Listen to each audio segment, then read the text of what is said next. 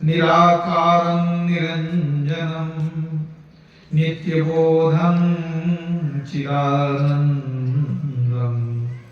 गुरुं ब्रह्म नमाम्यहम्। बोलिए प्रेम से श्री सद्गुरु महाराज की जय। परमाराध्य गुरुदेव के पावन श्री चरणों में कोटिशः नमन। वंदनीय साधु समाज, आदरणीय धर्मप्रेमी सज्जनों, माताओं, बहनों तथा प्यारे बच्चों, हमारा समाज एक आस्तिक समाज है। अधिकांश लोग भक्ति करते हैं, लेकिन अगर किसी को पूछ दिया जाए कि भक्ति क्यों करते हैं, वो सही उत्तर नहीं दे पाएंगे। आम लोग समझते हैं कि भक्ति करेंगे तो धन की प्राप्ति होगी, संतान की प्राप्ति होगी, प्रतिष्ठा मिलेगा, पद मिलेगा, सांसारिक ऐश्वर्य की प्राप्ति होगी। इसी उद्देश्य से लोग भक्ति करते हैं। लेकिन गुरु महाराज ने क्या कहा कि भक्ति करने का यह उद्देश्य नहीं होना चाहिए। भक्ति क्यों करनी चाहिए?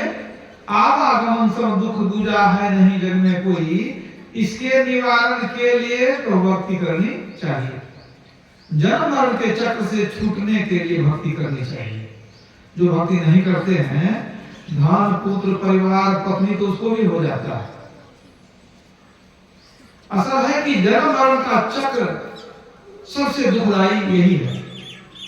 इससे छूटने के लिए भक्ति करनी चाहिए। मतलब मोक्ष पाने के लिए भक्ति करनी चाहिए। जन्म मरण से छूटने का मतलब है मोक्ष या मुक्ति पाना। तो किनकी भक्ति करेंगे जो हम जन्म मरण से छूट जाएंगे, मुक्ति पद को प्राप्त करेंगे? इस बात को समझना जरूरी है। अगर नहीं जानेंगे आप तो देवी देवता की उपासना में लगे रह जाएंगे। तो याद रखिए, किसी भी देवी देवता की उपासना करने से मुक्ति की प्राप्ति नहीं होती। जन्म मरण के दुख से छुटकारा नहीं होता। तो मुक्ति कैसे होती है?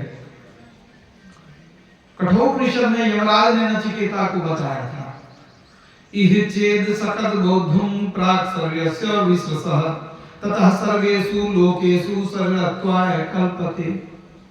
अर्थात मरने से पहले यदि ब्रह्म को, ईश्वर को जान लिया तो मुक्ति होती है। नहीं जाना तो जीव जन्म मरण के चक्र में घूमता रहता है। तो मुक्ति की प्राप्ति कैसे होती है? एक ईश्वर को जान लिया तब मुक्ति होगी। तो जानेंगे कैसे? सत्संग में आके जानेंगे। शुरुआती ज्ञान तो सत्संग से होगा। अब पूरा ज्ञान ध्यान के द्वारा होगा। ज्ञान की पूर्णता ध्यान में होती है। तो ईश्वर को इसीलिए जानना जरूरी है, क्योंकि जब हम जान लेंगे ईश्वर को पा लेंगे तो जन्म मरण के दुख से छूट जाएंगे। और यदि जन्म मरण से छूट जाए तो कोई दुख नहीं बचेगा। आप कल्पना कीजिए, अगर आप इस शरीर में नहीं आते तो आपको कोई दुख रहता? कोई दुख नहीं रहता। इस शरीर में आए हैं तब न भूख प्यास सर्दी गर्मी रोग बुढ़ापा मृत्यु सबका कारण ये शरीर है। इसलिए मोक्ष के लिए यत्न करना चाहिए कि जन्म मरण ही छूट जाए। न शरीर में आएंगे न दुख होगा, सदा के लिए ईश्वर मिल जाएंगे। इसलिए ईश्वर की भक्ति करनी चाहिए। कबीर साहब ने कहा कि भक्ति तो बहुत लोग करते हैं, लेकिन ईश्वर को, ब्रह्म को नहीं जानते हैं। इसलिए भक्ति का फल में नहीं मिलता।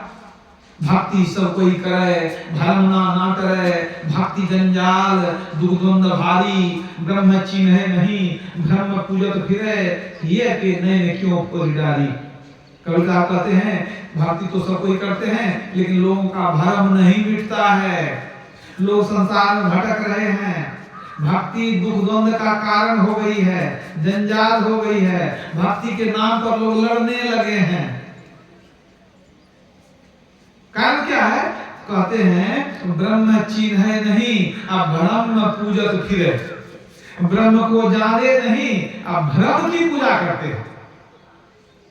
तो ब्रह्म के बदले में यदि भ्रम की पूजा करेंगे तो कहां से कल्याण होगा? तो पहले ब्रह्म को जानना, सुन करके जानना जरूरी है। अब तब हमको हम पहचान करके जानेंगे। इसलिए आज ईश्वर स्वरूप का पाठ हुआ। ईश्वर को जानिए, ईश्वर की भक्ति करने से ही मुक्ति मिलती है।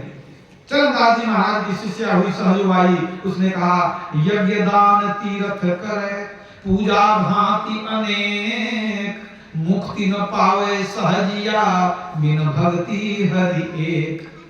यज्ञ दान तीर्थ व्रत पूजा पाठ लोग कितना भी कर ले, मुक्ति नहीं मिलेगी। मुक्ति कब मिलेगी? जब एक हरि की भक्ति करेंगे, एक ईश्वर की भक्ति करेंगे, तब मुक्ति मिलेगी। अब आपके मन में होगा ईश्वर कहते किसको हैं? जिसने इस सृष्टि को बनाया उसको ईश्वर कहते हैं। किसी व्यक्ति के पूजा घर में चले जाइए, वहां बहुत देवी देवताओं की तस्वीर लगी हुई है, मूर्ति भी है मान लीजिए, लेकिन आप विचार करके देखिए, उन देवी देवताओं में से किसी ने सृष्टि का निर्माण नहीं किया, धरती चंद्रमा सूर्य को नहीं बनाया। भगवान राम आप जानते हैं नवमी के दिन दशरथ जी के यहाँ पैदा हुए, तो क्या भगवान राम जन्म लिए तब सृष्टि को बनाए? क्या धरती पहले नहीं थी? ठीक नहीं, सूर्य भी था, चंद्रमा भी था। तो राम के जन्म लेने से पहले धरती सूर्य चंद्रमा था। भगवान कृष्ण अष्टमी के दिन जन्म लिए, जेल में जन्म हुआ था उनका, उनके जन्म लेने के पहले सूर्य धरती चंद्रमा था कि नहीं? इसका मतलब राम और कृष्ण जब शरीर में आए तो धरती चंद्रमा नहीं बनाए। तो जो पहले बना करके रखा वो है हमारा परमात्मा। वो एक ही एक है, वो 2 4 10 नहीं हो सकता, क्योंकि वो सर्वशक्तिमान है। उनके लिए कहा गया कि परमात्मा अनंत है। अनंत मतलब जिसका अंत नहीं हो, जिसका अंत नहीं हो। अगर परमात्मा 2 हो जाए और 3 हो जाए तो अंत होगा कि नहीं होगा? मान लीजिए एक परमात्मा है और दूसरा भी है, तीसरा भी है, तो एक खत्म होगा तब ना दूसरा शुरू होगा, तो मतलब एक का अंत हो गया तो अनंत नहीं रहा। जैसे 2 होगा उसका अंत हो जाएगा, अनंत नहीं रहेगा। मतलब यदि परमात्मा अनंत है, अनादि है, वह एक ही एक है, 2 हो नहीं सकता। आपका धर्म यही बतलाता है। श्वेताश्वतर उपनिषद में कहा गया एको देवः सर्वभूतेषु गूढ़ः सर्वव्यापी सर्वभूतांतरात्मा। वह एक परमात्मा सदा से है, वही अविनाशी है, अजन्मा है, न जन्म लेता है, न कभी मरता है, न आता है, न जाता है। आप कहेंगे देखते नहीं है उसको, तो देखते क्यों नहीं है? हर चीज को आंख से नहीं देखते हैं। बिजली के तार में करंट है कि नहीं, आंख से देख सकेंगे आप? नहीं देख सकेंगे। आप उसमें टेस्टर लगा के देखते हैं, है कि नहीं? तो हर चीज को आप आंख से नहीं देखते हैं, हर चीज को कान से नहीं सुन सकते हैं। मनुष्य के कान की एक सीमा है, 20 से लेकर के 20,000 फ्रीक्वेंसी तक के शब्द को कान सुनती है। उससे ज्यादा की फ्रीक्वेंसी हो तो कान ग्रहण नहीं कर पाती है। तो आपके आंख, कान, नाक, जिह्वा, त्वचा, इनमें शक्ति नहीं है कि परमात्मा को पकड़ सके। क्यों? परमात्मा में रंग रूप नहीं है कि आंख से देख लेंगे, गंध नहीं है कि नाक से सुन लेंगे, आवाज नहीं है कि कान से सुन लेंगे, स्पर्श नहीं है कि छू लेंगे, उसमें कोई स्वाद नहीं है कि जीवा से चख लेंगे। तो आपके पास जो औजार है उसमें शक्ति नहीं है कि परमात्मा को पकड़ लेंगे। तब एक 5 औजार के बाद 6ठा औजार चाहिए। वो क्या है? वो है आत्मदृष्टि। यदि वो मिल जाए तो परमात्मा आपको सूझने लगेंगे। तो वो दृष्टि कहां से मिलेगी? आत्मदृष्टि कैसे मिलेगी? तुलसीदास जी ने कहा है मेरे सुझत नहीं ल्यानत ऐसो जिंद, तुलसिया संसार को भयो मोतिया बिंद। तुलसीदास जी कहते हैं वो परमात्मा बहुत नजदीक में है, फिर भी नहीं सूझता है। क्यों नहीं सूझता है? लोगों को मोतियाबिंद हो गया। अब इस मोतियाबिंद का इलाज कहां से होगा? कौन डॉक्टर करेगा? भागलपुर में नहीं होगा। तब इसका कहां होगा? साधु संत के शरण में जाना पड़ेगा। सदगुरु वैद्य वचन विश्वासा, संयम यह न विषय के आशा, रघुपति भगति संजीवन मूरी, अनुपान श्रद्धा मति पूरी। सदगुरु वैद्य, सदगुरु ही वो आंख देते हैं, इसको आत्मदृष्टि कहते हैं। उसी से ईश्वर का दर्शन होता है, ईश्वर की पहचान होती है। तो वह जो एक ईश्वर है वो युग युग में शरीर धारण करके आते हैं। उन्हीं के अंश से ब्रह्मा विष्णु महेश प्रकट होते हैं। लेकिन ब्रह्मा विष्णु महेश को प्रकट करने वाले कौन? वही एक परमात्मा, सबका पिता वही एक परम पिता। तो सबको पैदा करने वाले वही हैं और सबको शक्ति देने वाले भी वही हैं। ब्रह्मा विष्णु महेश लक्ष्मी सरस्वती गणेश सबको जो है वो शक्ति देने वाले वही एक परमात्मा है। लेकिन उनके पास जो शक्ति है वो शक्ति किसी के पास नहीं है, किसी देवी देवता के पास वो शक्ति नहीं है, याद रखिए। तो जन्म मरण से छूटने के लिए एक ईश्वर की ही भक्ति करनी पड़ेगी। दूसरे किसी की भक्ति करेंगे तो जन्म मरण से छूट नहीं सकेंगे, मोक्ष की प्राप्ति नहीं होगी। यद्यपि देवी देवता प्रसन्न हो जाए तो आपको लाभ होगा, कुछ संसार में लाभ हो सकता है, धन पुत्र परिवार हो जाए, मरने के बाद स्वर्ग मिल सकता है। लेकिन अगर ईश्वर प्रसन्न हो जाए तो आपको स्वर्ग नहीं, सीधा मोक्ष मिलेगा, सबसे ऊंचा स्थान मिलेगा। इसलिए देवी देवता तो अनेक हैं, ईश्वर एक ही एक है। 33 कोटि देवता, ईश्वर एक ही एक है। उस एक ईश्वर की भक्ति आपको करनी चाहिए। अब एक छोटा सा प्रसंग सुनाता हूं। एक व्यक्ति के यहाँ, बहुत अमीर आदमी था, उसके यहाँ कोई विशेष कार्यक्रम था, उसमें खाने पीने की बड़ी व्यवस्था थी। आप बहुत शरबत वगैरह बनाया था, सबको खिलाया पिया, बहुत बच गया। सेठ जी थे वो, बहुत शरबत बच गया। सोचा कि बर्बाद हो जाएगा, क्यों ना इसको हम जेल में कैदी लोग हैं उसको पिला दें। तो जेलर से मिल लिया, कहा जेलर साहब बहुत कीमती शरबत मंगाए थे, बर्बाद हो जाएगा, तो कैदी लोग को पिला दें। कहा पिला दीजिए, हमारा क्या जाता है इसमें। वो कैदी सबको पिलाया, कैदी लोग बड़ा खुश हुआ, कितना सुंदर शरबत पिए हम, ये ठंडा स्वादिष्ट एकदम, बहुत आनंद आया। तो एक और दूसरे सेठ जी थे, उन्होंने देखा कि एक सेठ जो है शरबत पिला करके नाम प्रतिष्ठा लूट लिया कि बहुत बढ़िया शरबत पिलाया। सिपाही लोग भी पिया, कैदी भी पिया। उस सेठ जी ने कहा हमारे बेटे की शादी होने वाली है, हम जितना करिए सबको बढ़िया बढ़िया खाना खिलाएंगे, खीर पूरी मिठाई खिलाएंगे, हमारा भी नाम होगा। तो उस जेलर को पूछता है कि महाराज हम चाहते हैं क्या कि जितना भी कैदी है सबको एक शाम खीर पूरी मिठाई खिलावे। हम लोग हमारा क्या जाता, अरे सरकार का पैसा बचेगा भाई, खिलाओ, कोई दिक्कत नहीं। रंग बिरंग का चीज पकवान लेके आया, कैदी सब खिलाया, कैदी सब खा खा कर बहुत आनंदित हुआ, बहुत बड़ा किया, सेठ जी की जय हो, सेठ जी की जय हो। ये तो जली हुई रोटी पानी वाला दाल खा के मुंह खराब हो गया, भूल गए थे मिठाई के साथ, बहुत सुंदर लगा, सेठ जी की जय हो जय हो जय हो, खूब जय जयकार किया। अब एक दो सेठ के बीच में एक था महासेठ, उसने देखा कि एक सेठ को शरबत पिला करके अपना नाम कमा लिया, एक दूसरा खीर पूरी खिला कर नाम कमाया है, हम ऐसा चीज देंगे कि हमारा भी नाम रहेगा। वो क्या किया, जरा का महीना आ गया था, वो क्या कहा जेलर को कि सब कैदी को हम स्वेटर आए के हम जो है कंबल देना चाहते हैं, कीमती वाला, कहा दे दीजिए, और बढ़िया बात है। उसका कारोबार थोड़ा लंबा चौड़ा, वो जो है ना कपड़े का ही कारोबार करता था, गर्म कपड़े का, मंगाया राजस्थान से कपड़ा सब कैदी को एक एक स्वेटर एक एक कंबल दिया। अब देख देख करके सब इतना खुश हुआ कि अब जय जयकार, सेठ जी की जय हो, उसके माता पिता की जय हो, उसके बाल बच्चा की जय हो, दिन रात वही नाम ले। अब देखिए क्या हुआ, अब जेलर जब आवे जेल में तो देखिए सब मिल करके सेठ जी का बड़ाई कर रहा है, कोई खीर पूरी का बड़ाई कर रहा है, कोई स्वेटर का बड़ाई कर रहा है, कोई कंबल का बड़ाई कर रहा है। अब जेलर सोचने लगा कि जब हम बदली होकर के यहाँ आए थे सब मेरा नाम लेता था कि जेलर बहुत अच्छे हैं, बहुत ध्यान रखते हैं हम लोग का, ये जेलर बहुत अच्छे हैं, पहले मेरा बड़ाई करता था ये लोग। जब से सेठ लोग घुसा है जेल में, अब हमारा नाम लेने वाला कोई नहीं बचा। कोई शरबत का बड़ाई करता है, कोई मिठाई का बड़ाई करता है, कोई कंबल स्वेटर का बड़ाई करता है, हमारा तो नाम नहीं ले रहा है। उसको सोचने लग गया कि हमारी मती मारी गई थी, बेकार हम इस सेठ सबको घुसने दिए, हमारा नाम होता था अंदर। तो सुन सुन के अच्छा नहीं लगे, जब आए तो सेठ जी का बड़ाई, ऐसा बढ़िया शरबत, ऐसा मिठाई, ऐसा खीर पूरी, ऐसा स्वेटर। अब जेलर के मन में हुआ कि हम कुछ ऐसा करेंगे कि लोग सेठ जी का नाम भूल जाएगा, हम ही को याद रखे, ऐसा कुछ करेंगे। अब नौकरी रहे कि जाए, लेकिन करेंगे जरूर। एक दिन सब कैदी को बुलाया, बीच खाली जगह में दरवाजे पर पूरा कैदी को बुलाया प्रांगण में, और कहता है कि देखो तुम लोग बहुत नाम लेता है सेठ जी का, काम क्या कहें, याद पड़ते रहता है तो कैसे भूल जाएंगे, वो खाए हैं तो याद कैसे भूल जाएंगे।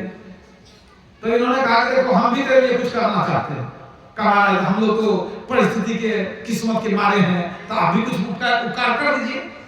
कठिन हम भी उपकार करेंगे, लेकिन तुम लोग भी क्या याद रखेगा कि जेलर साहब क्या उपकार किए। सब कैदी को बुलाकर खड़ा कर लिए और सिपाही को कहते हैं कि गेट खोल दो। जैसे गेट खोला का सब के सब अपने अपने घर चले गए। अब तो भागना शुरू किया, खुशी में नाचना शुरू किया, नाचते नाचते भागना शुरू किया, कोई ठिकाना नहीं। अब तो भूल गया सेठ जी को, जेलर महाराज की जय हो, जेलर की जय हो, जेलर की जय हो, धन्य है धन्य है। अब निकल के भागना शुरू किया, कहीं फिर बुला लेता, भागना शुरू किया, भागते भागते सब घर पहुंच गया। अब कहे सेठ जी को याद करेगा, सब जेलर को याद कर रहा था, सब जेलर को ही याद कर रहा था। तो अब आप जरा विचार कीजिए, कहानी यहीं खत्म हो गई है। अब इसमें ज्ञान क्या मिल रहा है उसको समझिए। उपकार किया वह भी जो शरबत पिलाया, उपकार किया वह भी जो खीर पूरी खिलाया, उपकार वो भी किया जो कपड़ा दिया, स्वेटर दिया, है कि नहीं? अब जेलर भी उपकार किया था। लेकिन एक बात बताइए, जो उपकार जेलर किया, क्या वैसा उपकार कोई सेठ किया कर सकता था? नहीं कर सकता था। क्यों?